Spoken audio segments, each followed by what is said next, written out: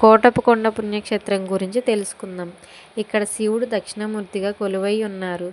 స్వామివారు బ్రహ్మ, విష్ణు, మహేశ్వరుల శక్తులతో కొలువై ఉన్నారు కాబట్టి త్రికోటేశ్వర స్వామి అని పిలుస్తారు. ఇక్కడ స్వామి స్థల పురాణం ప్రకారం గొల్లభామ అనే భక్తురాలు ప్రతిరోజు స్వామివారికి ఆహారం తీసుకువెళ్ళి ఆహారం పెట్టి స్వామిని ఆరాధించేది.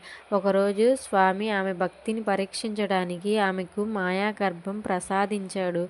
గర్భవతిగా కూడా ప్రతిరోజు కొండపైకి ఆహారం తీసుకువెళ్ళేది. అలాగే ఒకరోజు ఆహారం తీసుకొని వెళ్తూ కొండ ఎక్కలేక అలసిపోయి మధ్యలోనే ఆగిపోయింది. అప్పుడు శివుడు ఆమె దగ్గరికి వచ్చాడు. అప్పుడు ఆ గొల్లభామ, స్వామి, ఇక నేను ప్రతిరోజు కొండపైకి ఆహారం తీసుకురాలేను, నువ్వే కొండ దిగి కిందికి రా అని కోరుతుంది.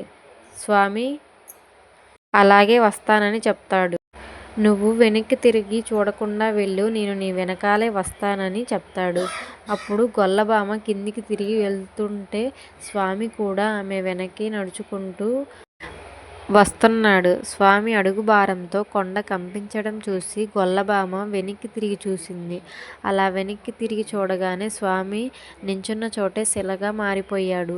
అప్పటి నుంచి ఆ ప్రదేశంలో ఆలయం నిర్మించి పూజలు నిర్వహిస్తున్నారు. అయితే కోటప్పకొండపై శివుడు దక్షిణామూర్తిగా కొలువై ఉన్నాడు కాబట్టి పార్వతీదేవికి ఆలయం లేదు. అలాగే కోటప్పకొండపై ఒక్క కాకి కూడా వాలదంట.